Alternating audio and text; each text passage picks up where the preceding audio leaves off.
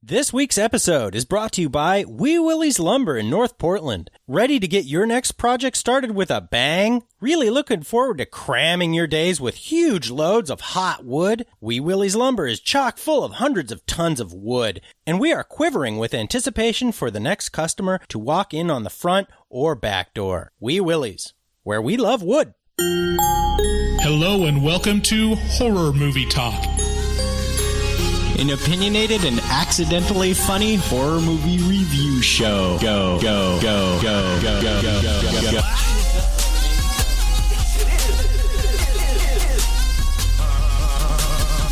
just took a stroll through the scraggly woods. He had no face! Horror!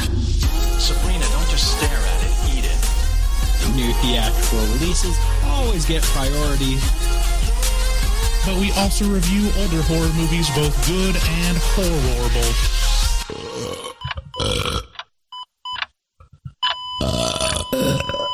Wow, that didn't sound good. Hello and welcome to Horror Movie Talk, where we always come from a place of privilege. Your panel of expert hosts each week are Dr. Bryce Hanson, who holds a PhD in spookology, and Professor David Day, the foremost expert in scare no-nos. That's me. Here, new theatrical releases always get sometimes get priority, but sometimes we review older horror movies, both good and horrible. Today, we're going to be reviewing a movie that the patrons selected for us. They select one movie a month for us to review, and this is September's choice. This is Ernest Scared Stupid. So if you want to be part of the vote to get to decide one movie a month for us to review, you can head on over to our Patreon. As I said, I'm David Day. A cool thing you may not know about our show is that we have the very best community of any podcast you've ever listened to, and that includes, like, I don't know, the big ones, you know, whoever they may be. And this is evidenced by our Facebook community, our Facebook group community. They are just wonderful people, and they are having a fun time right now. I guarantee it. So head on over there. Check it out. If you'd like to support us or check out our website, you can do so by going to horrormovietalk.com. From there, you find links to our Patreon. You can browse to our any of our blogs or our write-ups, and even our Twitch channel at twitch.tv/horrormovietalk, where sometimes I stream DBD, or Dead by Daylight. We do post new episodes every single Wednesday, so make sure to subscribe and leave us a review. If you'd like to get a hold of us, leave us a voicemail. Call us at 682-253-4468. You can also call the Bodily Fluids Exchange line, which I don't know, whatever, 252-228-4628. We've got a great show for you guys today. As I said, we are going to be reviewing Ernest Scared Stupid from, I think it's 1991. Mm-hmm. And we're well-researched and privileged. We're very not well-researched. This is just this is the way it is. Mostly just privileged. This is what you're getting into. After we give our score, we'll get into spoilers and take a deeper dive into what we liked and hated about the film. We'll give a synopsis and a review before all that. Also, special guest, I'm going to bring her in for just the beginning of the spoiler section. Yes. Going to bring in my daughter, Penelope. Penelope Hanson. This was probably the first actual designated horror movie that I've watched with her. Right. And she's around the age I was when I saw it, so I'm curious what her take is. Me too. This will be good. And after the spoilers, we'll be doing a new bit, and it's not really anything special, but it'll make us seem well-researched. And it's called From the IMDB Vaults, where we just go over some facts and stuff from IMDb that you could look up on your own. And really, so every other podcast right, does. Well, if you listen to, I was about to say, if you listen to any other movie review podcast, like, this is just basic stakes, but we're not normally that lazy. So all of the people that complain that we're not researched enough, now we're going to cover our bases by reading the IMDb page for Ernest Scared Stupid. For Ernest Scared Stupid, right. Yes. You're welcome. You're welcome. The real questions, the deep-hitting, the things you have to know about Jim Varney. Oh, man. So, as I said, we watched Ernest Scared Stupid, and we're reminded of a simpler time when all you needed for a kid's movie was a man with bizarre facial expressions and copious amounts of boogers. Let's get into the trailer.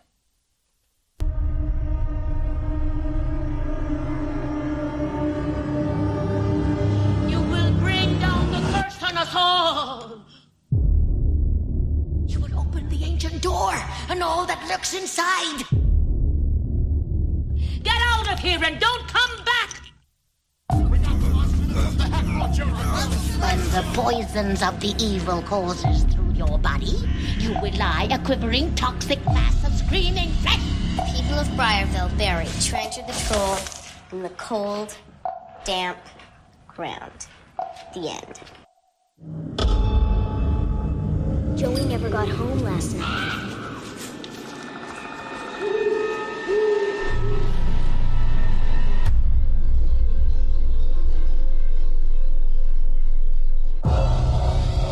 You said Ernest came by our house last night yelling about trolls. Do you think maybe... Come on, there's no such thing as trolls. There's one who can stop me if he were there. The heart of a child. And a mother's care. You're cursed. You're not scared, are you?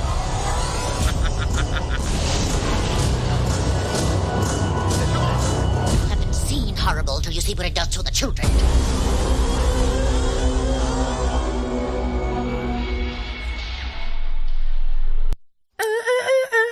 So that was actually a really fun trailer that I found for Ernest Scared Stupid.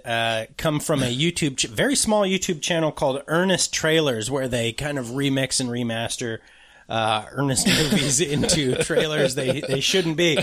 So it was an A24 style trailer for Ernest Scared Stupid. with it soundtrack. It's brilliant. Now, if you don't mind, I might just play a couple of the very short trailers that actually accompanied this movie, just to cover all our bases, make sure we're researched. Yes. Okay, here we go. Here's the real trailer. Pictures. First there was Jason, then there was Freddy. Now, terror has a new name. Ernest Scared Stupid, an all-new movie rated PG, starts dropping October 11th at a theater near you.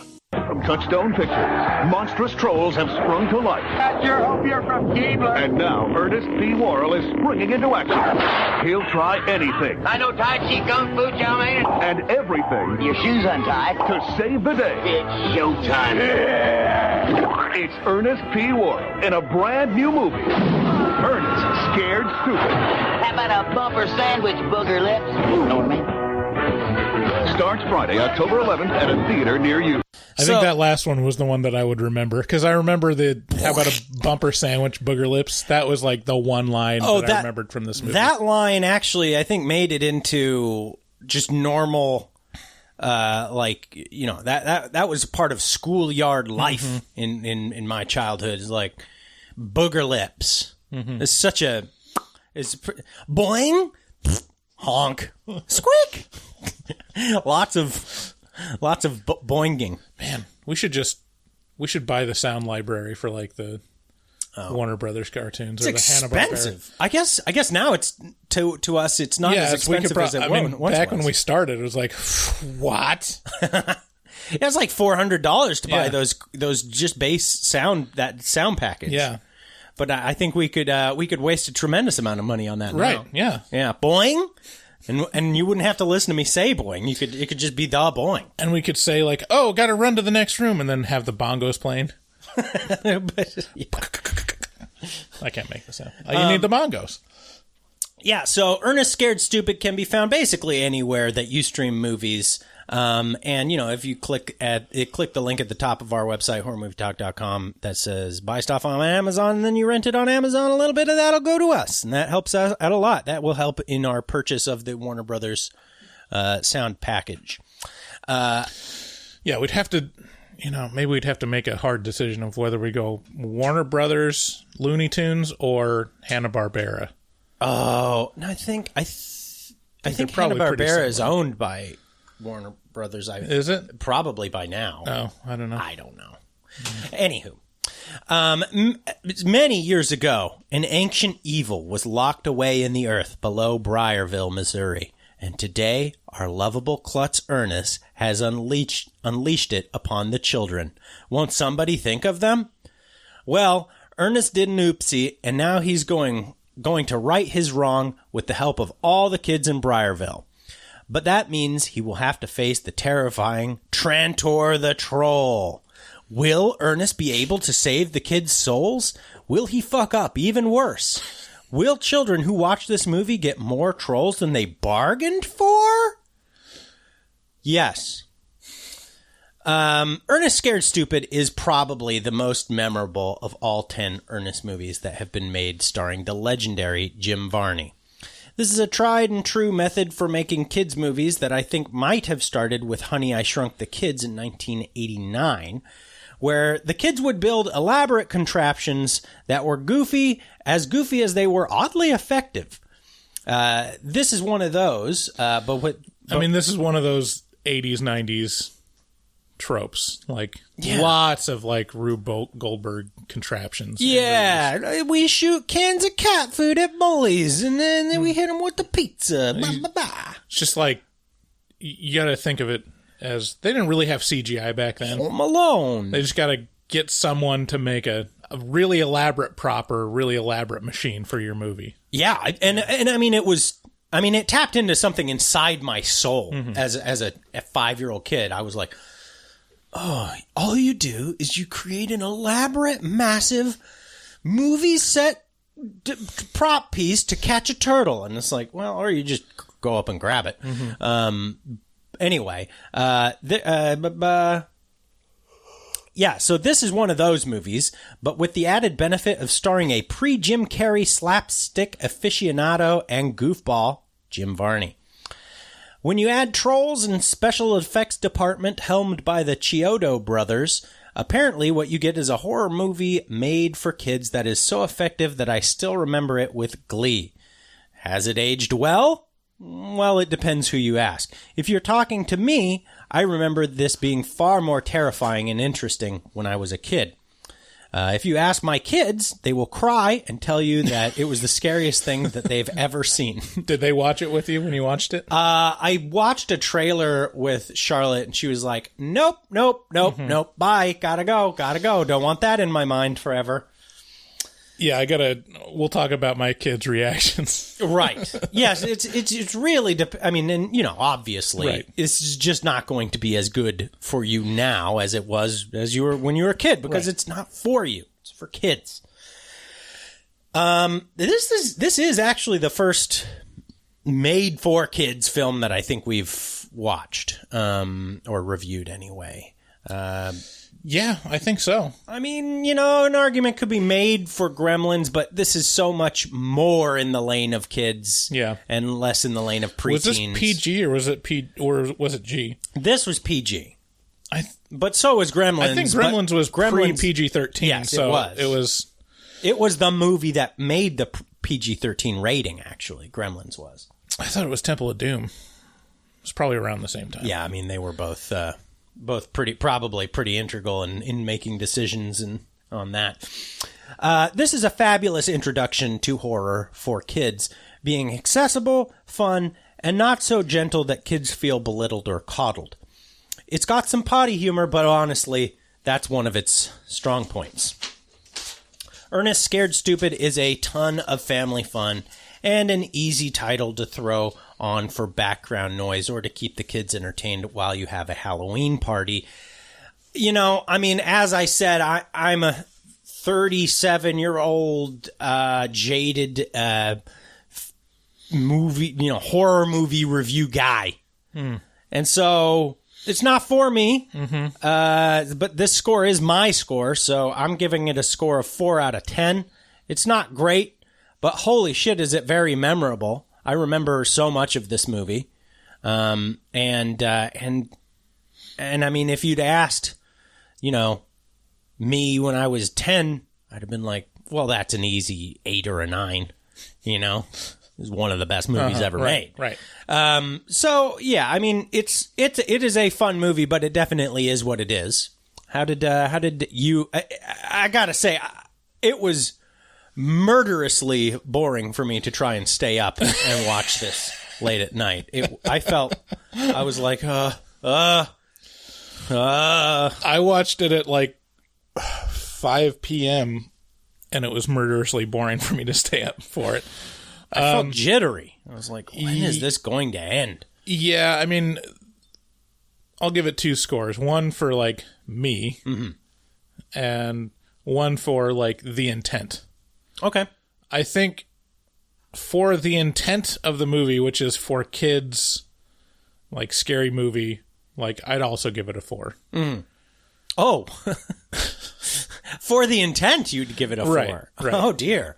Where's... Okay, maybe a 5. I'll be generous. I'll say it's a 5. It pulls off what it is. Like, they don't have, like, high aspirations for Ernest Scared Stupid. How dare you? It's not What's an example of a 10 for intent in this age range? I don't know, like Labyrinth, Never-Ending Story. Touché. Labyrinth. Yeah, no disagreement there. So for me though, it's like a low 3. Like, yeah. I can get some enjoyment out of it from a little bit of nostalgia, and there are times when Jim Varney can be funny. Not very often. No. Well, not in this format. I'm sure he's a funny enough guy. And there's times where, like, the special effects are, interesting enough. Yeah. That you're like, eh. But it's overall pretty trying. It is very trying to watch this as an adult, even with the lenses of, like... The most interesting to me watching it as an adult is thinking about the adults that made this movie, and you realize, like, when you're a kid, you're like, wow, this is magic. Yeah. Like, this is gold. Like, man, they're just spinning gold for me. And as an adult, you look at them like, wow, they're just cashing in. Like, they're doing the least amount of effort to cash in on this character. I don't think it was the least amount. I will say the costumes on these trolls are impressive, especially Trantor. Sure. It's like a lot of effort went into that, and it is an impressive and scary costume. Well, yeah, but I'm talking about, like, the producers, not like the special effects people. Sure, like sure. Whoever the producers and directors are, like, they're not, like, thinking that this is art. No. I'm sure the production designers, like the special effects people, they're the artists, and they actually care about what their stuff looks like, no matter how shitty the movie they're on.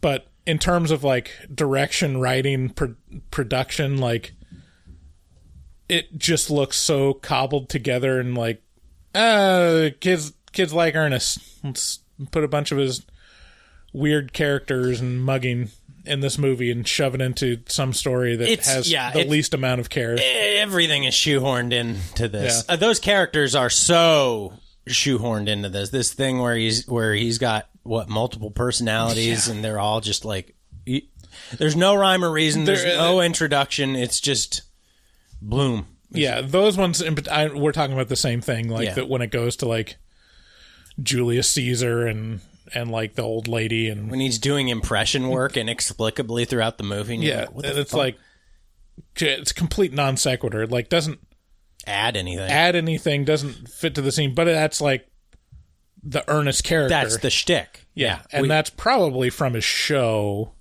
I'm sure that those characters were probably on the show. I don't remember anything about it. We're well researched. Nothing if we aren't well researched and privileged. Yeah, okay. Well, I'd say that's fair enough. If you guys would like to help support the show, you can do so by checking out our sponsor and my personal favorite website to go to when I need something to put on my body that is not going to embarrass me. Instead, it's going to make me look fucking awesome and, signal to people that I know my way around horror movies. Nightchannels.com. You head over, you take yourself the Night Channels Challenge. I dare you. Head on over to nightchannels.com, browse around for a minute, and then just, try and leave the site without having something that's stuck in your mind that you'll return for and you'll buy it, because they have so many unique prints, and with the addition of their new Bella Canvas silky soft shirts, your nips are never going to be chapped again. And when you find something, you just enter code HMT at checkout, you get yourself 13% off, you're covered. Yeah, that Bella Canvas, I was like, how much better could it be? I can't see buying anything else at this point. You're like, oh, yeah, these are when you're a guy and you're just so blind to fashion and fabric and stuff, and then you get a little bit of knowledge and you're like, oh, that's why that's better. Oh, it's better.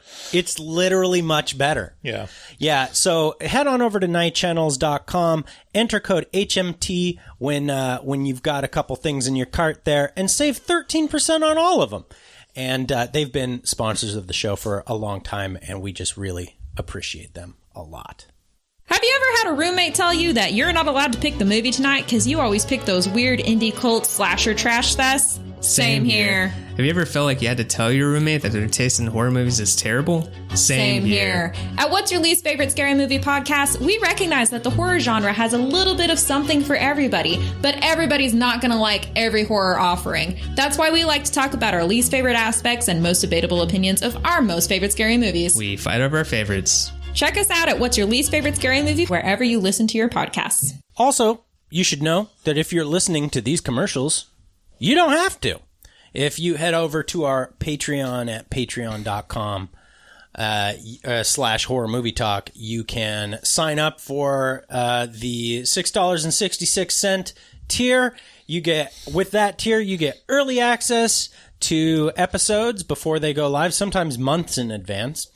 And you also get access to the Afterpods, which is a whole nother series of podcasts that we produce following the recording of this show. We're just going to leave the mics running and talk about what is going on in our lives. Sad, happy, gassy, it doesn't matter. We talk about it all. And so if you head on over there, that helps us out a whole lot. And similarly, you can buy our shirts, you can buy our merch, we got stickers, we got magnets, we got all kinds of bullshit over at horrormovietalk.com/shop. You should also check out our resident artist, Dustin Goebel. He's a professional artist who fucks so hard. He also takes commissions for artwork from HMT fans, so make sure to contact him at dgoebel00. That's at DGOEBEL00 on Instagram, and he'll make your artistic dreams come true. Tell him we sent you, and maybe he'll send you a dick pic.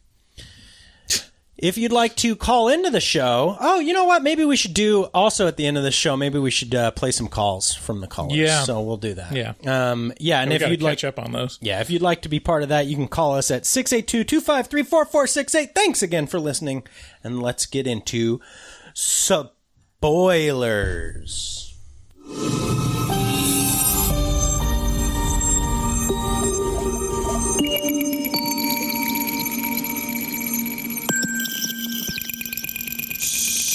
Spoilers. Okay, so right now we have a special guest, my daughter, Penelope Hansen. Hello. We're not worthy! We're not worthy! So Penny, for the first time ever, has sat down and watched a horror movie with me, because I thought Ernest Scared Stupid would be a great entry. And Penny, we just want to know, you as a professional 8-year-old, what are your opinions on Ernest Scared Stupid? What did you think? It was really funny, but there were some scary parts in the middle. What was the scariest stuff? I don't know. Nothing sticks with you? Nothing traumatizing? No. What was funny about Ernest? That he was really dumb. Mm-hmm. He was dumb, wasn't he? Did you like the faces he made? Yeah, that was like the most funniest part. Ew. Right? When he would move his jaw around in that goofy thing. Yeah. What about the part where he was all those different, like a man and a woman and another woman? Yeah, I call that his multi-personality mood. Right. And that was good? Mm-hmm. Was there anything you didn't like about Ernest Scared Stupid? Not really. It was like my first horror movie ever, so I don't know what I should think about it. I don't know. Can you remember other movies that I've tried to get you to watch that you ran away from? Oh, yeah. I forgot the name of it, but the one that I ran away from a lot and I cried in my room. Was that The Never-Ending Story? Yeah. No, she watched Never-Ending Story. You watched Never-Ending Story, didn't you? With the nothing? I'm pretty sure that was the one. Okay. No, you watched... No, you're thinking of Labyrinth. Yeah, that one. With the Goblin King. That's one of my very favorites. Yeah, that's one of David's favorites. Yeah. But you watched Never-Ending Story. You sat through... That seems much scarier to me than Labyrinth. Because I think she's seen the Artax Atreyu part. Well, so nothing is horrifying. I was expecting her to freak out at that, but she had already seen it. So I was like, oh, my attempt at traumatizing Penny just didn't work. I have a question for you. Have you ever called someone or been called by someone a booger lips? No. No. How did you feel when Ernest was asked that troll Trantor? He was like, "How about a bumper sandwich, booger lips?" I thought that it was funny. I haven't really met a bully yet in my life, so... But if you do, you got that locked and loaded. You're ready to call him a booger lips? Mm-hmm. Maybe? Maybe. That's a good answer. Don't incriminate yourself. I like it. Why don't you tell us about your brother's reactions to Ernest Scared Stupid? How do you think they liked it? Eston was in my room the whole time. He was the one scared stupid. So it wasn't Ernest Scared Stupid, it was Eston Scared Stupid. Mm-hmm. Yeah. Okay. Yeah, Eston was really bothered by it. I could only get him to sit out with us for about a minute, and then just any sign of like suspense or whatever. He wasn't even protected. Net. He wasn't even protected by the blanket. He couldn't hear it. He had to run away. Yeah, and 4-year-old Colin sat through the whole thing while a 6-year-old Eston ran away in his room for the whole time. Colin loved it. Yeah, Colin laughed out loud at Ernest. Yeah, there's something about my 5-year-old girl that's more inquisitive than like her being interested. Almost always outweighs the scared. She just goes, "I want to see. Let me show it to me. I want to see it. Yeah, it's scary, but what's back there?" And that's my relationship with horror. Well, Colin is mostly interested in goofy, and Ernest is very goofy. So he was cracking up at most of what Ernest was doing. Sure. Mm-hmm. So if you were to give this a score on a scale of 1 to 10, 1 being bad and 10 being great, and 5 being just kind of what would you give it? To be honest, I would give it an 8.5. Okay. Very good. Cool. Awesome. Well, hey, thank you for joining us, Penny. I really appreciate it. This has been helpful and insightful. Thank you. Yeah. Okay, we'll see you later, Penny. Okay, bye. Bye. Bye-bye. Don't let the door hit you. Well, there you go. I think that was an important part. I mean, that's a pretty important perspective for this movie. Yeah, it really is because, I mean, it's geared specifically towards kids, so I'd want to hear, I'd want to hear their opinion. Yeah, Colin, I mean, he loved it. Like, this is Just wacky fun for Colin. Yeah, he's at an age where I think he can only see the goofiness and like any of the scary or suspense stuff. Like it just goes right over his head. He's like, he just doesn't understand that he's supposed to be scared at that moment. Right. Yeah. So Jim Varney seems like the niche he filled was Jim Carrey's niche before Jim Carrey really was able to break out onto the big screen. Yeah, physical comedy, like mugging, like kind of a rubber-faced guy, very Jim Carrey-esque. And Jim Carrey wasn't far behind. He was in early 90s. Yeah, right there behind. So I wanted to talk about the origin of Ernest. Okay. And this is very much a sign of the times. And I realized, like, this is not a thing anymore. I imagine it goes back, way back. I imagine the people who taught Jim Varney his craft were probably vaudevillian. Sure, I'm talking about a very specific thing, though. That's not just like the type of humor or the slapstick. Sure. I'm talking about the origin of Ernest the character. Do you know the origin? No. Well, we'll figure it out on the Wikipedia section, or the IMDb section. No, we won't. The character of Ernest originated as a character in advertisements. Oh, that makes perfect sense. So he was invented by an ad company and advertised many different brands, notably Coca-Cola, but also like dealerships and everything. Coca-Cola. But basically, yeah, you can find like Sprite and Mellow Yellow commercials with Ernest. And he feels kind of like a good in short spurts. Yeah. Maybe not a feature-length character. But the whole premise is like Ernest is talking to his neighbor Vern, and Vern never answers because he's the POV of the camera.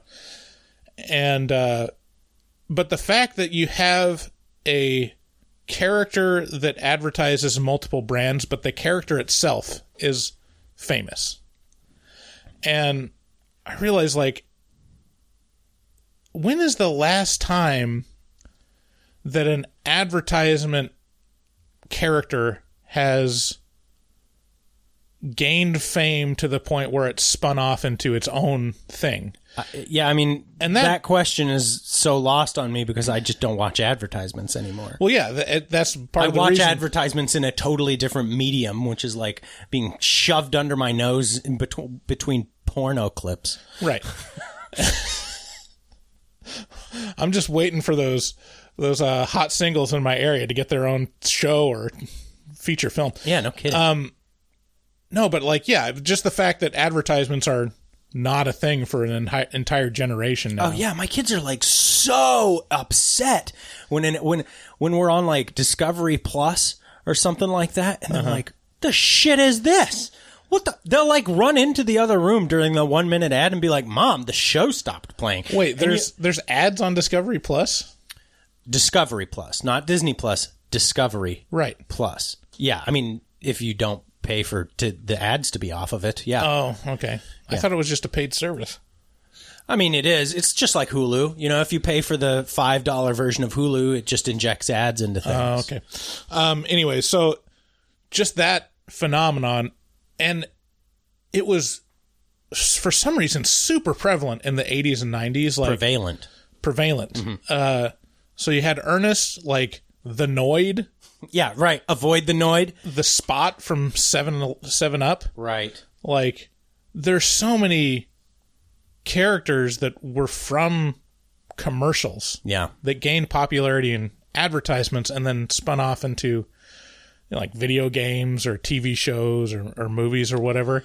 Yeah, the 80s were really like a time when that was when they kind of really tapped into advertising to kids specifically. When they were like, oh, and they would build whole brands off toy lines. Toy, like the move was Like, start a comic book that could be marketed as a toy line. Because if your comic book gained a certain level of popularity, boom, you get a Saturday morning cartoon show, you get G.I. Joe, you get Teenage Mutant Ninja Turtles, you get Transformers, and then it would spawn into all these other, like, marketing baloney. You put the Transformers on the box of Kicks and boom. Right. There's several that start out as toy lines that build like He-Man was a toy first, and then they sold the cartoon. Was it really? Off of it, yeah. I'll be darned. So anyways, a lot of pop culture was very closely tied to advertisement and marketing back then, and now it's a little more independent. Yeah. You know? Yeah. You just watch your Saturday morning cartoons and then you see a bunch of ads for boner pills. But yeah, I can't think of the last time that happened. I think the closest instance of it was also a failure, which was like the Geico Cavemen. Oh, yes. Yeah. They had a spin-off television show. That's got to be the most recent failed. one that I can think of. Yeah. And I didn't even think of it. That's just the most recent one that I can possibly recall. Yeah, there's so many, like, famous celebrities, well, quote-unquote, like C-list celebrities from the 90s and 80s that were literally just on commercials, like the Micro Machines guy. Oh, yeah. Yeah. We haven't mentioned yet, but it should be mentioned. I know Jim Varney is dead. Rip. Yes. Rip in peace. But I, for some reason, had imagined he had died very recently. Do you realize it's been over 20 years since he died? Yeah, it's been a long time. He died in, like, 2000. He died before 9/11, man. Like, and... What I would give to let Jim Varney survive to see 9/11. Oh, my God. Yeah, the comic gold that he could spin out of that a couple of years down the line. Do Ernest Scared Stupid 2, and it's all about terrorists. Oh, the war on terror. Right. Yeah, and, man, this is going to go dark pretty quick. I'm going to go ahead and nip this in the bud because this is kind of a children's episode. But, I don't know if you could tell, but he was a chain smoker. Shocking. Yeah. This is the voice that you only hear from someone that smokes deeply and heavily. Ew. Yeah. Just very, yeah. I can only imagine what he smelled like. I mean, I know what he smelled like because I smell my dad every day. Uh-huh. But, yeah, he died of lung cancer in 2000, and it was very quick. It was like in 99, he developed a cough, and then boom, gone. Yeah. For some reason, I had imagined this as being like within the last 5 to 7 years or something like that, but it's been over 20 years. So rip in peace, Jim Varney. He was an icon in my childhood. Yeah. I remember constantly skimming past the Disney Channel on my way to Nickelodeon, the far superior child entertainment channel in the 90s, and being like, I don't want to watch another Ernest thing. That was my except for this movie. This movie, I was like, well, that shit's gold. Like, there was something about this that was, it wasn't just goofy. It was more, there was that weird, like, oh shit. I don't know, something about puppetry and stuff like that. Yeah. Really, really worked for me. So, okay, Bryce, let's get into the quote unquote storyline of let's just speed through this. Who cares about this? So long ago in Briarville, Missouri, there was a troll that was attacking a village. Yeah, they captured it, and the Reverend buried it and cursed it to be wrapped up in these roots. Yeah, they buried it and they planted an oak tree on top of it, and they said, this oak tree's roots will be its prison, unless, I don't know why we have to put this little addendum in here, but well, I think it was the troll that said, that prophesied. Right. What choice do you have? We're just gonna plant a tree on. Shut the fuck up, bro. Like, why didn't they put a goddamn sock in his mouth or something like that? I don't know. Anyway, so he cursed them. He said, there's going to be, one of you motherfuckers is going to fuck up later on. And this is verbatim. Yeah, and I'm direct quote. Yeah, and then I'm going to come out and I'm going to fuck you bitches. I'm going to eat your kids. You can't bury me, motherfucker. Right. I'm going to fucking come get your ancestors and your My 4-4 make sure all your kids don't grow. So they banished him under the oak tree, and another part of the curse was that the descendants of this dude, played by Jim Varney, would get dumber and dumber throughout the centuries, and then we get we get to meet Ernest, and the prophecy has come true so far. Lots of Honey, I Shrunk the Kids vibes I got off of this. The gadgetry with somehow Ernest is so stupid, right? But he's also like this. Well, he was scared stupid. Right. Thank you. I think he was stupid before he was scared, to be honest. I think you're probably right. Oh, you done it now, Jordy Verrill. You lunkhead. He was a real lunkhead. But so he's so stupid, but he also is constantly making these amazing contraptions that work. Like these amazing Honey, I Shrunk the Kids contraptions. Maybe not quite that level, but impressive nonetheless. Maybe more Home Alone level. Yeah, it doesn't seem like any inventors in pop culture back then actually knew anything about electronics or mechanics. How do you mean? Because they're all taping together fly swatters and mouse traps. I'm an inventor with bicycle gears. Yeah, bicycle gears and an old water bottle. This is the only stuff that inventors knew. Was a lot of times there'd be a chicken laying an egg on a portion of it. You'd really rely on that chicken to crank an egg out. That was the engine of the invention. Was a chicken laying an egg. The fly swatter would hit the chicken on the back of the head, and it'd be like, "Bagak!" And then, as opposed to people that know about servos. Right. Or this isn't Short Circuit. Get out of here with that bullshit. Shut the fuck up. So Ernest is tasked. He's the town garbage man, and he's tasked with cleaning up Hagmore's mansion, which is just a big garbage dump full of quote unquote art. This played by Eartha Kitt. Who was in Mighty Morphin Power Rangers, I do believe. No. Wasn't she? No, Eartha Kitt is famous for, first of all, being Catwoman in the 60s Batman series. But also, she's just a really famous kind of character actor. Is she not the lady in, the bad lady in Mighty Morphin Power Rangers? No. Okay. I don't think so. All right, fair enough. She played, what's it? I can't remember the character's name from Emperor's New Groove. She was the Yes. Yeah, she was lady. in that. I know that. I mean, she's great. She's she's got a lane, and she stays in it in terms of what she brings. Right.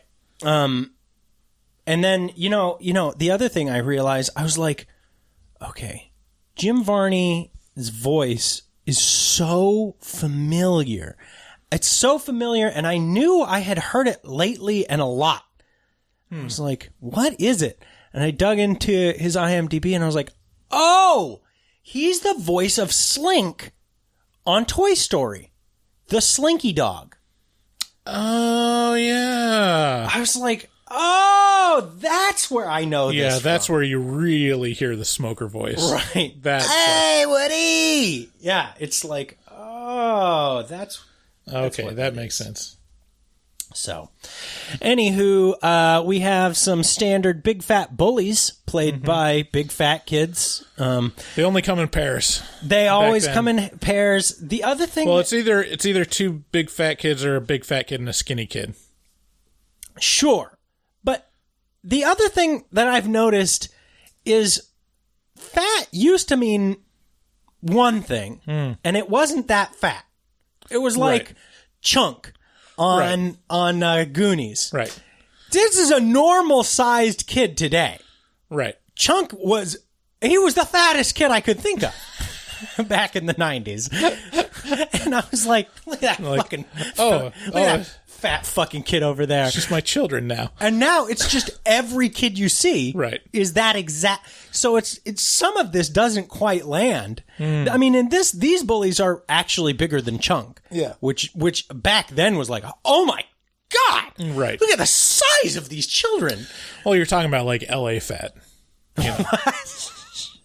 So, I mean, it's a different standard. What? Well, yeah, I mean, LA, it's all full of skinny, beautiful people, right? Yeah. So if you're going to be an actor, like, you got to be the fat one. It means that you're like 10 pounds overweight. Yeah, that's a good point. Because the camera adds, 10 pounds. 10 pounds. So you're 20 pounds overweight. Yeah, I think about people that, even in, now I look back at like Chris Farley, I'm like, oh, he's not, I mean, he's fat, but he's not like giant. I mean, Chris Farley is actually one of the earlier, very large dudes that I can think of. Right. Well, he got very, very large. So after That's SNL, true. like on SNL, like if you go back and watch like the Chip and Dale's thing, it's like, yeah, he's fat. Yeah.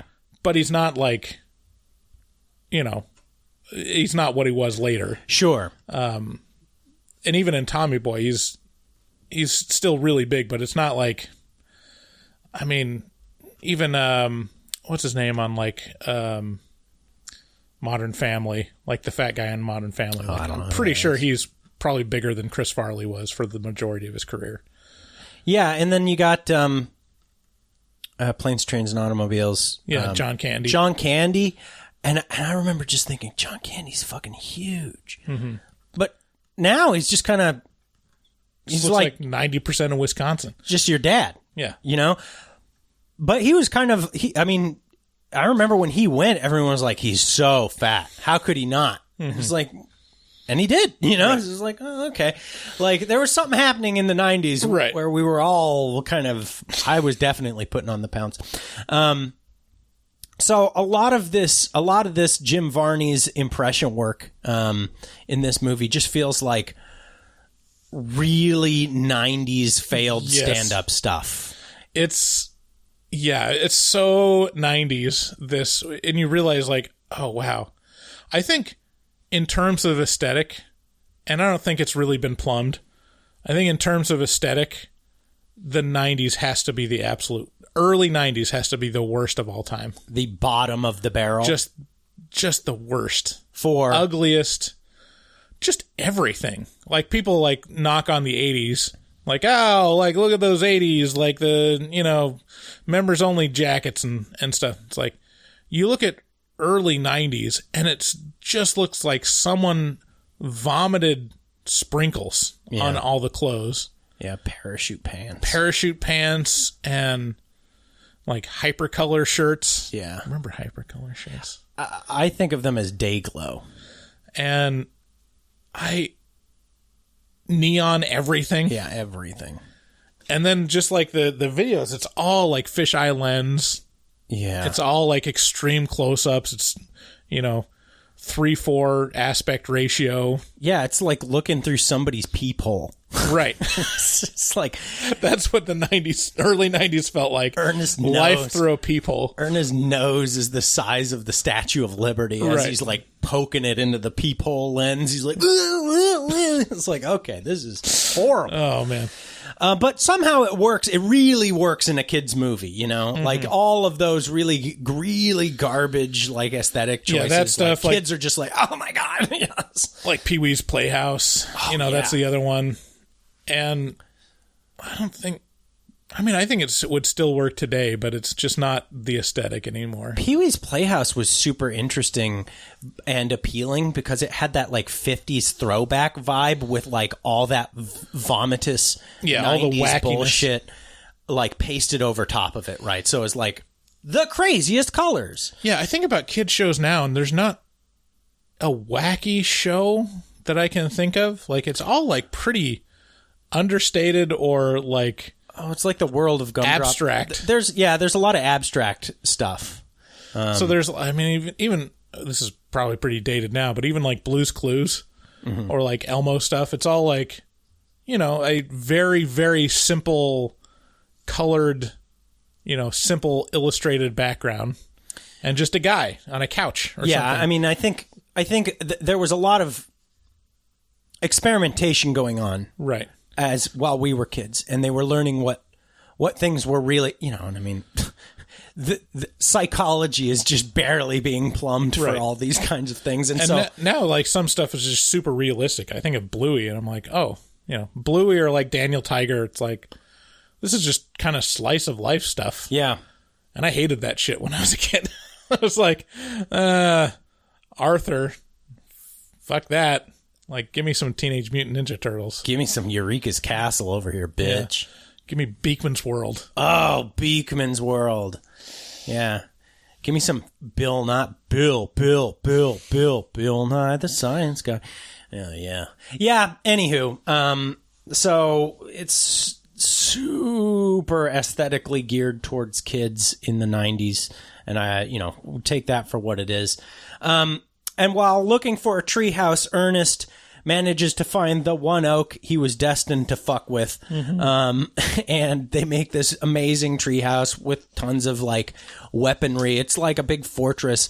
And it's got weaponry, but it all depends on foodstuffs. Right. Disposable food stuff. Yeah, and they never like discuss where that comes from. Just to have an unlimited supply of frozen pizzas to sling. Yeah, at bullies. When I was a kid, you just use rocks. You get fucked. Just get rocks and sticks. They're strangely effective. Yeah, even as adults.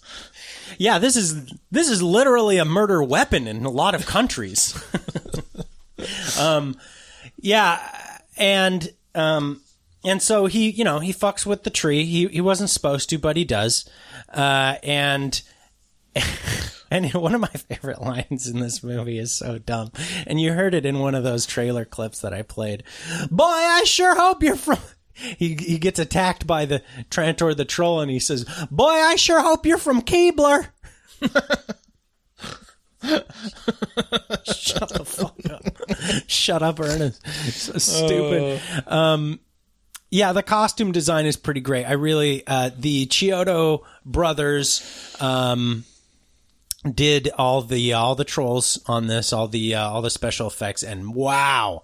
And you may remember the Chiodo brothers from such amazing horror cult classics as Killer Clowns from Outer Space.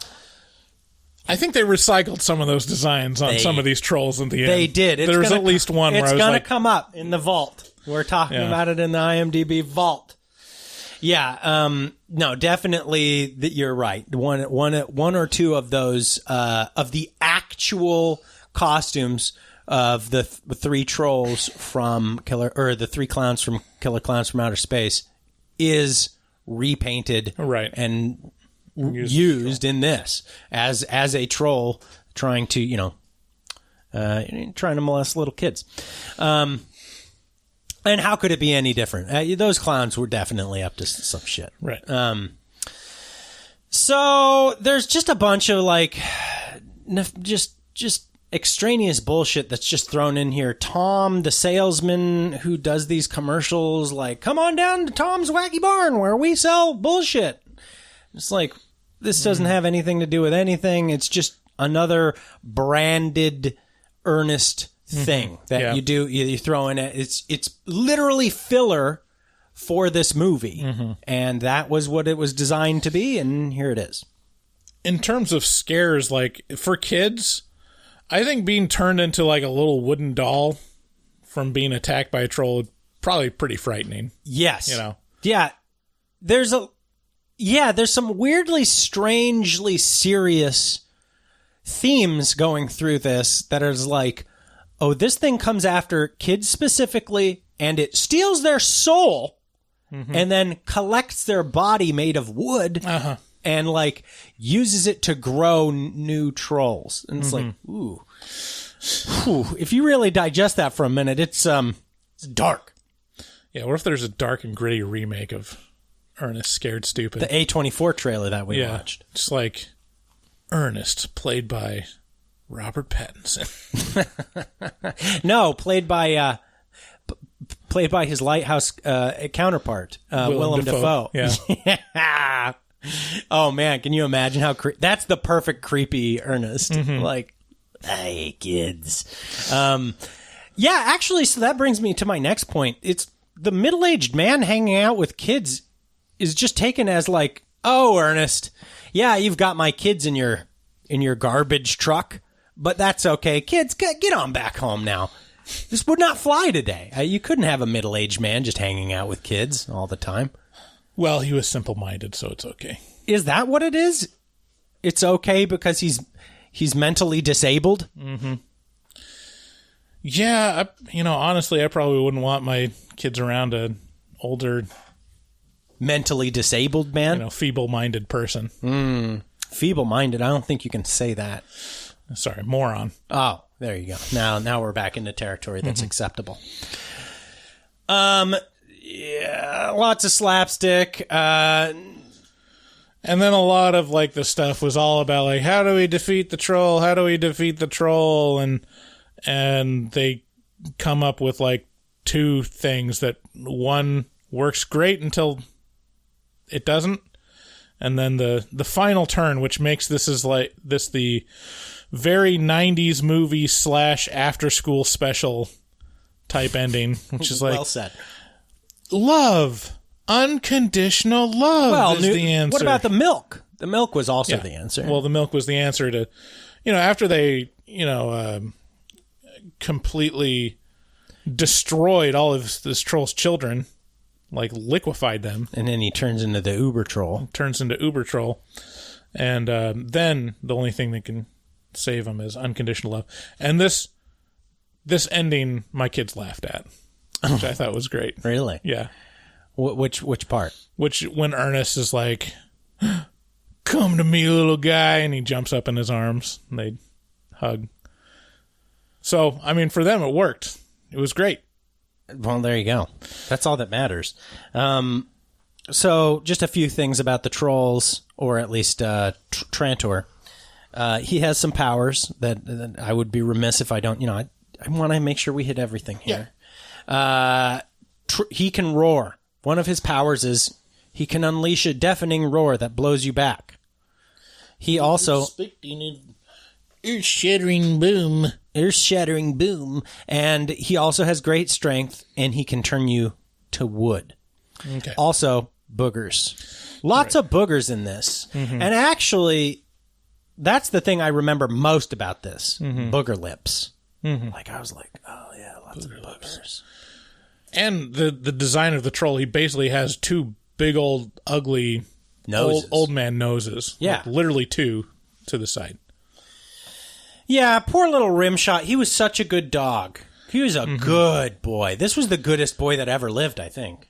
The tone of, like, this show just felt so like oh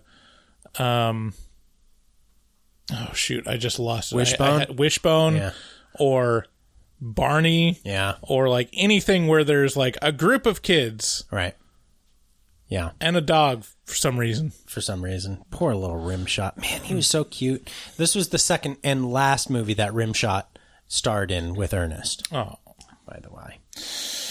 So yeah, ultimately, big, long, half-hour-long troll battle that was just mind-numbingly difficult to sit through. And finally it ends in Ernest realizing that kids have unconditional love. Oh boy, the kids. And so the answer to beat the troll is unconditional love, so he goes and hugs the troll, and I'll tell you what, kids do not have unconditional love. No? It's very conditional. Oh? Like, if I take away, one YouTube clip, yeah, if I pause that YouTube clip, my kids hate me. Yeah, but I bet if you walked out of the room, minutes. I bet if you walked out of the room and said, "Bye, I'm leaving forever," they'd be like, "No!" No, they'd be like, "Can you turn on the YouTube clip again before you go?" So, final recommendations. I think we've already covered this very, very thoroughly. Your kids will like this movie. Not you, probably. I mean, unless you've got so much nostalgia that you just can't, you can't manage to withhold it anymore. Mm-hmm. If you need to watch this movie, then, hey, it's out there, but I'm going to say it's not going to hit you as good as it did the first time. Yeah. Or even the first 20 times when you were 10. So anyway, let's move on. So we are going to get to some calls at the end of this. We're not going to do all of them, but let's go through the IMDB Vaults. So this is just some stuff that you can read directly off of IMDb, but I'm going to say it into your ears right now and pretend that it was our we researched it that got us there. We did the research is what the important thing. Right. Now, I remember Austin Nagler. I remember this boy's face. He's got a very leading young man's face for the 90s. But as it turns out, he played the main boy. You know, he was the kid who played the main boy, Kenny, in this. And he was teased so much for his kissing scene after the film came out that he stopped acting altogether. What was the kissing scene? He kissed that girl. Right? He was teased so much for that. I mean... Done. What? Yeah, that's unfortunate. Kids are ruthless. But it's also weird that you would be, as a kid, like worried about, like, oh no. I don't know why. I got a reputation for kissing girls. I don't know why he didn't just build a fucking treehouse with a bunch of pizzas and cat food and shit and shoot it at the bullies who were teasing him. Yeah. I mean, it seems like he had all the stuff he needed. You want me to take? You can, everyone? if you like. Okay, headstones are seen in the film's poster, but there's no cemetery in the film itself. It's speculated by fans that the antagonist, Trantor the Troll, was originally supposed to dig up dead children to feed his army, and Ernest was a caretaker for a cemetery. This theory hasn't been confirmed, but would seem likely. Does it seem likely? This is one of those... Seems like a pretty dark concept to have in a goofy Ernest film. Yeah, this is one of those that I thought was interesting because who is coming up with these theories and writing them down on the internet? Like, who's like, I've got enough time on my hands to theory craft about Ernest Scared Stupid. Yeah, see, the fatal flaw in their reasoning is that Ernest Scared Stupid ever made it past draft 1. Right. Exactly. I'm pretty sure as it was being typed, it was being filmed. Right. Yeah, this was by the way, I should mention that this was an effort, Touchstone effort effort by Disney. And it does bear a few similarities with another live action Disney Halloween themed family film you might recognize as Hocus Pocus from 1993. That's a film, Hocus Pocus, that we played on. It's been featured on our horror or porno bit.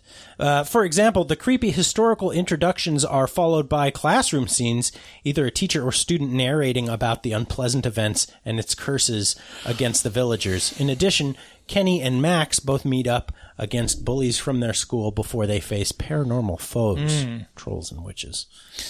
This is the only Ernest film reviewed by Siskel and Ebert. This is because Ebert never saw an Ernest movie before. It got 2 thumbs down. If you've listened to this show a lot, then you know we both have a weird soft spot for Siskel and Ebert that just... Well, for me, it's specifically Ebert. Yeah. Ebert is one of the best movie critics of all time. You don't like Siskel? I love Siskel. I love his inconsistency. Siskel is such a basic bitch. Whoa! I have no qualms about saying the reason why that show is popular is that Ebert actually knew what he was talking about, was consistent, and had rational, like very interesting things to say, and Siskel sat next to him. Hey, I liked the juxtaposition of the insane versus the sane. Right. But Siskel was a wild card. Yeah, but he had this veneer of being normal, you know? It was right. It was a good packaging. Yeah, I really enjoy that. Many people mistakenly believe that the meme troll face came from this film. You know the troll face meme, because Ernest makes that exact goddamn face in this film.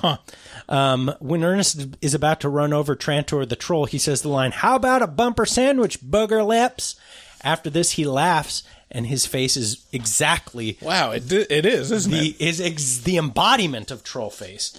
But in reality, troll face is actually not from that. The face displays a certain attitude, which that random shot from the movie kind of doesn't have. Also, the creator of the face also explained it and added that it's what online trolls imagine themselves to look like while actually looking or being more pathetic. So the creator of Trollface says has absolutely nothing to do with the movie. Again, a lot of theory crafting around Ernest Scared Stupid. But I mean, if you Google Ernest Scared Stupid Trollface, you'll get a dozen side by sides where you're like, oh god damn, that's dead on. Yeah. When John Cherry and Jim Varney initially entered their contract with Disney, it was to do 3 Ernest movies. After the first test screening of Ernest Saves Christmas in 1988, it received positive audience reviews. Disney extended the contract from a 3-picture deal to a 6-picture deal due to Ernest Scared Stupid bringing in only a modest gross of $14,143,280 at the U.S. box office. Disney chose to end their contract with Cherry and Varney, therefore making this the 4th and final Ernest film to be released under the Disney label, Touchstone Pictures. All future Ernest films were independently produced, and following the financial failure of the theatrical release, Ernest Rides Again, the Ernest films shifted to a straight-to-video market. Really? So, I mean, even though it only made $14 million, see, that's the thing, like, these movies... From what I understand, were critical failures. Obviously, it's not not like Ebert's going to like it. Not shooting for the stars here, but they were all financial successes. Like this, I checked the budget for it, and the budget for the movie was like $9 million. So they made back money. Sure, it's not a crazy amount of money to make on a movie. But what did you expect? But these movies are super cheap. Yeah. Yeah, the second... there's a total of 17 trolls that appear in this movie. This is also the second and final Ernest movie, as I said before, to feature Ernest's dog, Rimshot, who's just the goodest little boy. Mm-hmm. He's a good little lad. Director yeah, he was later replaced by another dog called Rimjob. Director John Cherry kept the animatronic head for the main antagonist, Trantor the Troll. He used to keep it in his office, but had since given it to his son to display. Okay. Hey, you know what? They can't all be zingers. The pizzas seen being thrown at the bullies who try to attack the kids' tree houses are, get this, reused props from the Teenage Mutant Ninja Turtles 2, Secret of the Ooze of 1991, same year. And that is, Secret of the Ooze is one of, I think that was the first movie I ever bought. And we were walking through Costco and I saw it and I was like, Mom, I need this. And she was like, it's time to learn a lesson about money. So she bought me a couple of flats of soda and she said, you're going to sell this outside our house for, 50 cents a piece. And when you made enough money, then we can come back and buy Secret of the Ooze. And we did, and I did, and that was the first movie I ever bought. I was in 2nd grade. Was it worth it? Oh my fucking god, yes. Oh my god, yes. Secret of the Ooze was the coolest thing ever for me as a kid. Like, I was super into turtles. I need to revisit the early 90s Ninja Turtle movies. The first I started the first one, and it holds up pretty good. Yeah, it does. It does. Has a lot of attitude. Oh my god, yes. Like, they did Raphael real good in that one. Yeah. Anyways, the Chiodo brothers were credited with special effects for this film, who also made Killer Clowns from Outer Space. Look for trolls in the finale that resemble clowns, as well as the same spinning death effect. That's right. Oh, okay. So like the special effect. Yep. Like kind of like they're being beamed up. Yeah. And so that's the end of our IMDb Vault. If you guys liked that, it's easy for us to do, and so we will do it if you like it. If you don't, let us know by calling 682-253-4468 and be like, that fucking sucked. I wish you guys didn't waste time on that. And now let's get into horror movie talk. Whore.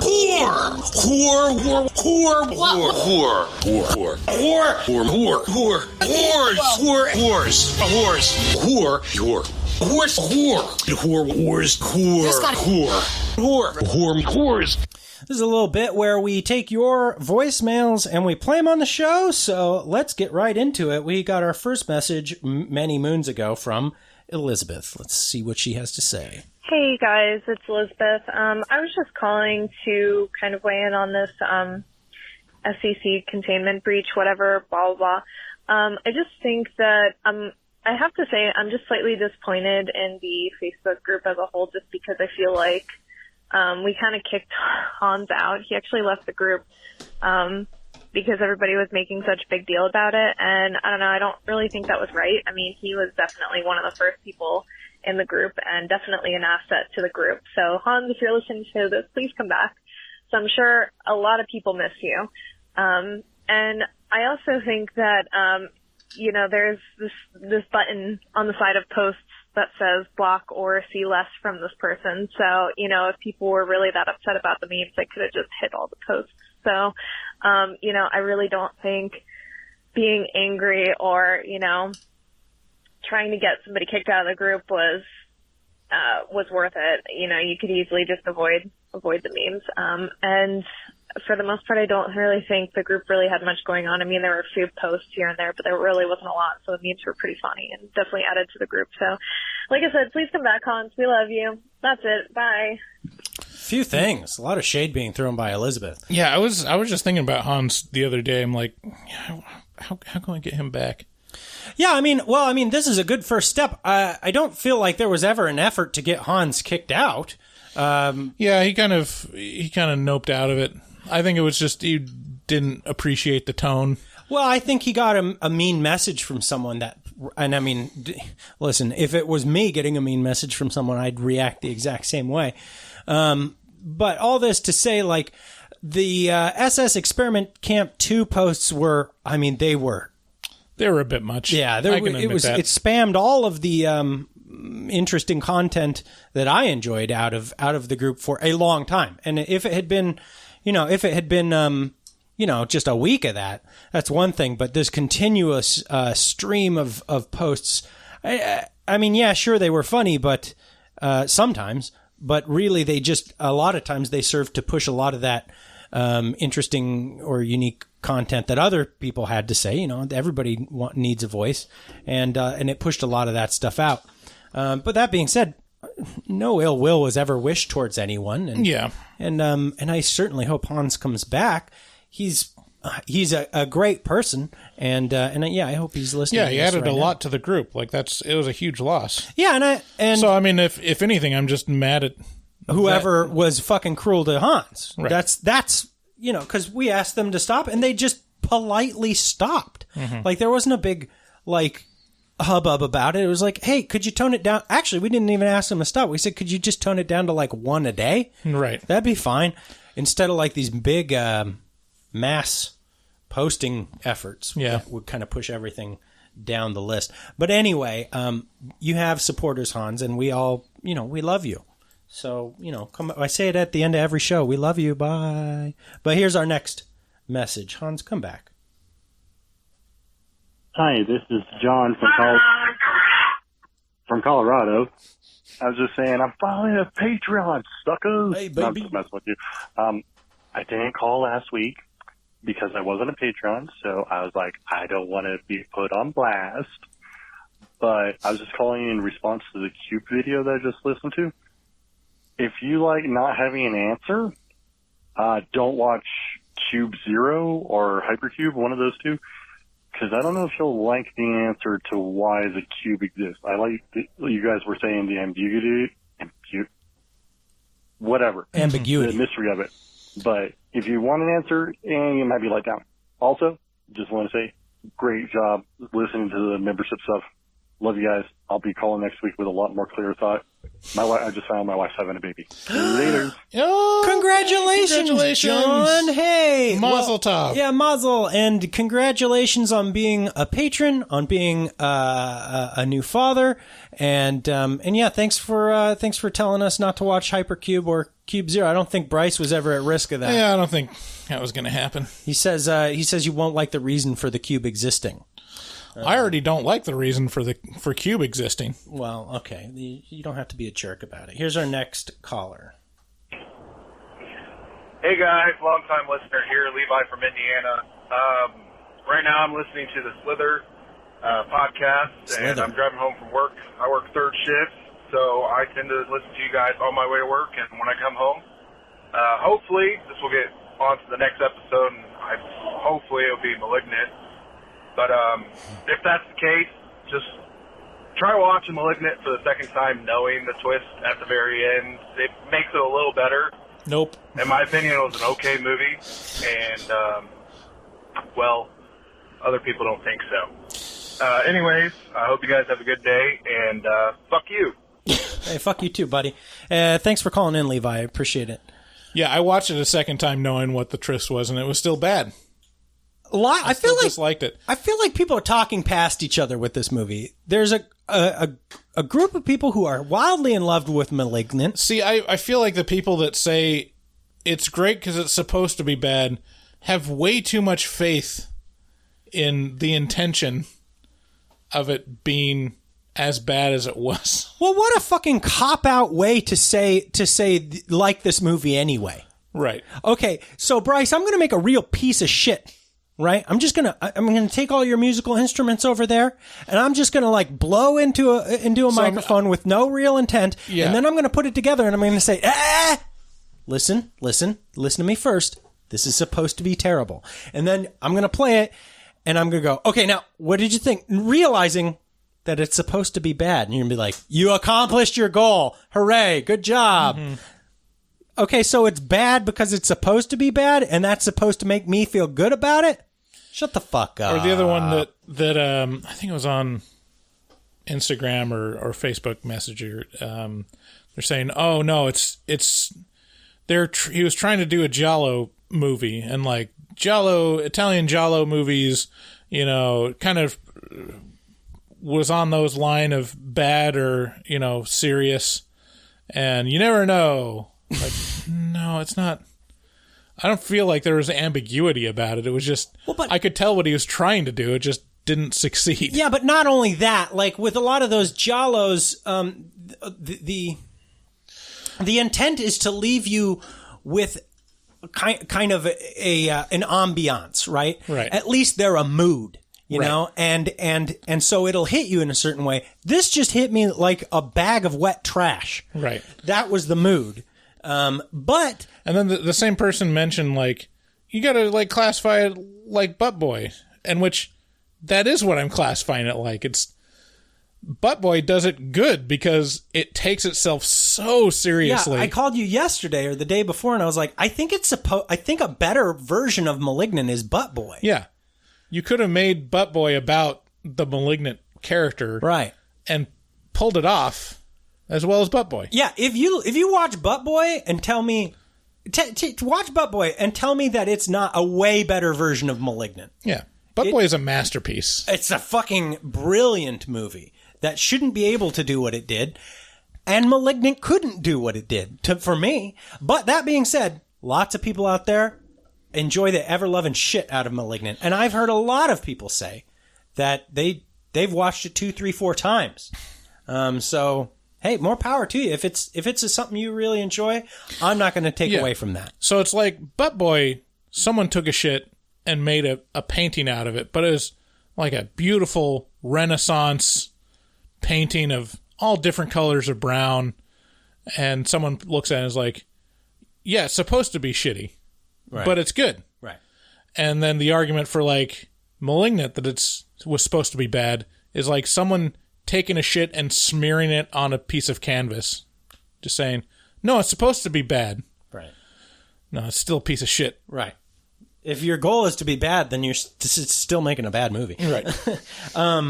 Here is Elizabeth again. Let's see what she has to say. Hey guys, it's Elizabeth. So I just have like a bone to pick with you guys. Just listening to your Slither episode, which I gotta say, completely honest, worst episode ever. What the hell, guys? I mean, I don't really care about the movie too much. I'm talking about the Rotten Tomatoes, where you guys were insulting these amazing movies. 13 Ghosts, amazing movie. What are you talking about? It's a terrible movie. That is a fantastic movie starring Matthew Lillard, who is arguably one of my favorite actors. As well as Scooby-Doo, another freaking great movie. The first one, the second one, nobody cares about. But the first one, Scooby-Doo, oh my god. Fantastic movie. How dare. I didn't say Scooby-Doo is bad. And then, Bryce, you insult Willy's Wonderland, another fantastic movie. Like, come on, guys. And you rated Host 9 out of 10. Like, come on. All right, she always goes back to the well with 10,000 Host. times better than Host will ever be. So, that's my rant for today. Okay. 2 thumbs down. But hey, at least I didn't give you guys a 1 out of 5 review on Apple Podcasts, because I'm a smart person and not stupid and do stupid things. Okay, bye. Thanks, Elizabeth. Okay, so Elizabeth, to be fair, you haven't watched Willy's Wonderland. I haven't, and you don't know nothing about it, so you kind of talking out of your ass. I don't feel like I was disparaging. I said it doesn't look good. Did you? And I never disparaged Scooby-Doo. I disparaged Matthew Lillard because I don't think he's a good actor. Look, I think what's going on here is Elizabeth's got a little thing for Matthew Lillard, and so she just heard one disparaging word about Matthew Lillard, and she's like, Scooby-Doo, Matthew Lillard's in that too. Oh, and, she has a little bit of a thing going on. Right. Maybe that's it. 13 Ghosts is objectively terrible. Every person that says, I love 13 Ghosts, immediately says the reason they loved it was all the ghosts' backstories, which is not in the film. It's not in that film. What they really love is the 13 Ghosts DVD bonus features. Yeah. They don't like the film because the film is a piece of shit. Ooh, hot takes. Come at me, Elizabeth. What do you think, Elizabeth? Do you think you have the balls to go up against Bryce right now? Not me, because I'm not part of this. Okay, next caller. Hey, Bryce. Hey, Dave. This is John from Colorado. I wanted to apologize for last week. I hate my sister-in-law. She's the one who started trying to be stupid over the phone. So I do apologize for her and for my wife, who told me that she's going to labor and had me all flustered when I thought, that's why I said that she was pregnant. So I do apologize for last week's call. Sorry. But I was just calling in response to this week. Just want to say, awesome job as always. You guys are always hitting it hard, hitting it right. You know how to hit it right. You know what I mean? Oh. Not the best with you. Keep it up. Enjoying the perks of the Patreon. Anyone who's listening and hasn't signed up for it, you guys definitely need to check it out. Some of the Patreon podcasts only, they are awesome. I just listened to the Cabin in the Woods one. Ain't going to ruin it. But I'm going to head out. Talk to you guys next week. Dude, thank you. Thank you, John. Thanks. I take back my mazel tov. So she's not pregnant? Yeah, I was a little confused by that. My wife's going into labor. I just learned she's pregnant and she's going into labor. It's like, wait, she's usually pretty separated by a lot of time. She's not pregnant at all. She was. Thanks, John, for calling in. Yeah, I appreciate you, buddy. Let's see. We could do, 2 more. Sure. 2 more. Good afternoon. This is Jim with FedEx Freight. Unfortunately, we will not be able to make it in and pick up your freight today. I do have it rescheduled for tomorrow. Thank you. Bye. Okay, that doesn't count. FedEx getting a hold of us, tell us they can't deliver. Do you know what it was? No. Okay. I'm not sure that's a real one. Okay, well, there you go. Thanks for calling. How's it going, HMT baby? Oh, it's Jackal. This is Jackal from Arkansas, not Kansas, as it was. But I've been binging a show lately on Netflix, which most everybody has. If you don't, can't blame you. It sucks. Squid Game, all right? It's Korean. And you're thinking, oh, that sounds like a Hunger Games thing, right? You're right. It's better, though. It's comparable to Battle Royale, I all love right? that movie. Have you We've seen all that? seen that. Yeah. But it adds so many twists and vulnerabilities in that everyone is there on purpose at a point. Great fucking show. I cried for the first time in like 5 months, and I it's so good. It's so good, you guys. Anyway, hope y'all are doing good. Have a good week. Strong recommendation from longtime fan Jackal to go ahead and buckle up and watch Squid Game. Have you watched this yet? I haven't. I've seen a lot of clips from it, and I don't know. I couldn't get excited about it. It's hard for me to get excited about anything. I just feel... Because I've seen that concept stuff before, Yeah. Hunger Games, Battle Royale, I do want to take a moment just here in the middle to say thank you to some of our most recent patrons. I want to thank the following people for signing up and supporting the show. James J., Jonathan F., Beer for a Jeer, Michael C., James C., Kobe M., Stephen P., Aaron M., Peter H., Jed D., and Kelly B. Y'all fuck so hard, and thank you. We've had a huge groundswell, and we just passed 100 patrons, so we're in the works to create a tandem track that we're going to release, commentary track with another movie. Mm-hmm. Well, we dropped below 100 again this month. Oh, did we? Because we lost some last month. Oh, that's okay. We still hit it. Yeah. Thanks to all the new patrons. If we forgot to mention your name, I know I was supposed to edit in that list last episode, and I forgot because I edited it later. Let us know, and we'll say your name for a minute straight later on. Mm-hmm. And here we have our last call for today. Hey, this is Ro for the Box Quality. It's been a while since I've called, and I started listening again with this Paranormal Activity 3 podcast you made up, and goddamn, you guys have really fallen down my list of podcasts. It's really quite messed up here. I don't like to curse, but you guys are fucked up right now. That's Rojo. Rojo hasn't called in a long time. I haven't heard from him in a while. It's going downhill. Honestly, if I was I'm here with Big Hefty. Big Hefty! I'm here with Big Hefty, and we're about to eat some food here. He's a big boy. If I was, we're both Latinos, If I was you white people, you always gotta have a title for something that you have no understanding of. With this Latinx. I woke up one day and I realized I was a motherfucking X-Men. It doesn't really matter. No one goes with Latino. We just say where the fuck we're from. Aside from that, you guys are a bunch of perverts drooling over the goddamn microphone while you think of fucking Jennifer Aniston. Mm-hmm. I'm more of a Jennifer Love Hewitt fan, but I really don't care. I really like Rose Monroe. I like Violet Mayers. I love all my Hispanic ladies. Fuck those white broads. Anyway, keep doing the Lord's work. Fuck you guys. Love you. Fuck you too, Rojo. Lots of casual racism coming from the Latin community there. Rojo is really bringing the racism in, which is something we try not to do, although we are very privileged. How dare you use gendered nouns? Yeah, fuck you. Yeah. All right. You think this is your language? So, yeah. Are you gatekeeping the English language?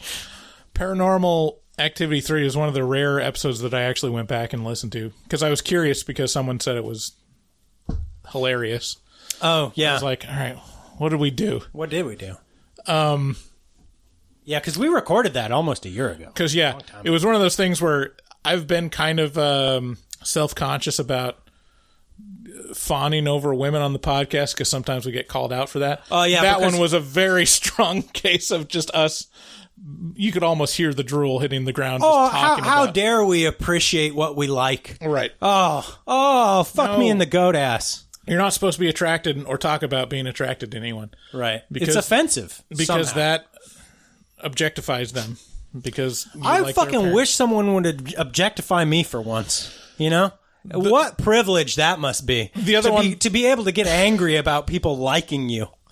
The other one that I loved, which I was like, wow, that was a genius idea, was we talked about doing a like a remake or of Paranormal Activity, but just from the viewpoint of the of the ghost. Oh, wow. Of the demon. Yeah. Yeah. So, knocking shit off the table. So just like someone like Mark Duplass. Yeah. Yeah. Just like poke. Yeah.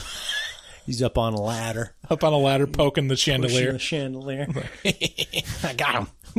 Zingers. Okay. Well, that's it for Horror Movie Talk Horrors. Y'all know who you are. Thank you for calling in. Thanks for being patrons. Thanks for listening to this episode. Thanks for sharing it with a friend.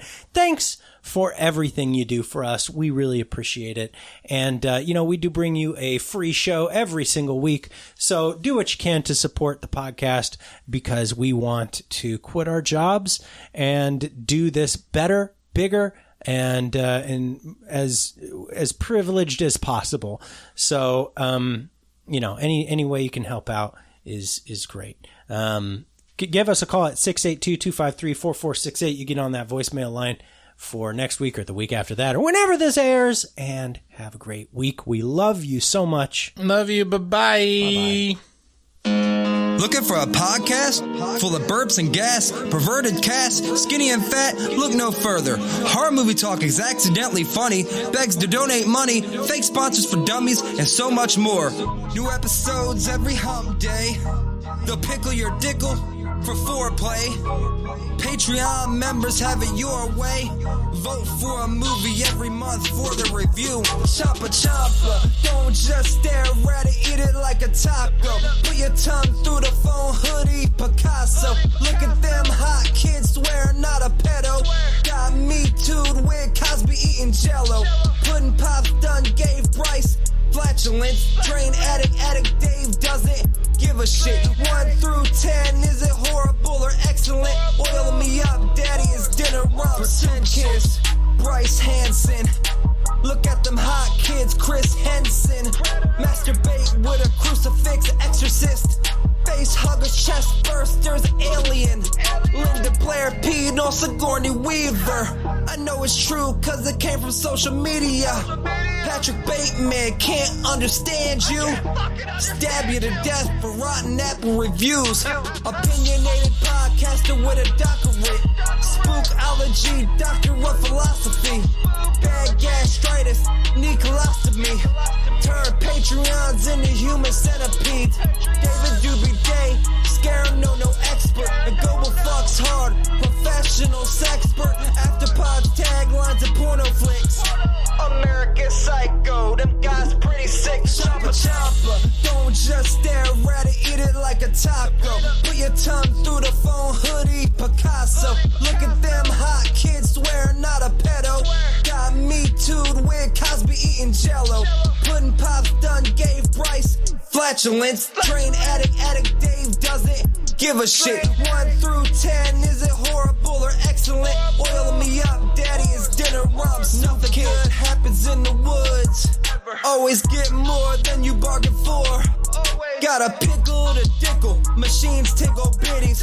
Killer on the phone, ain't no Sharon Stone. Vancouver, Portland, Oregon, and organs. Corona, COVID, curse, Lorona.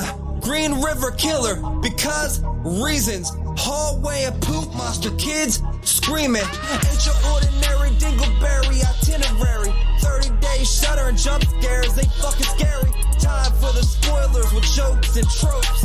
Use their white socks to catch their loads. Just show them one titty, pretty.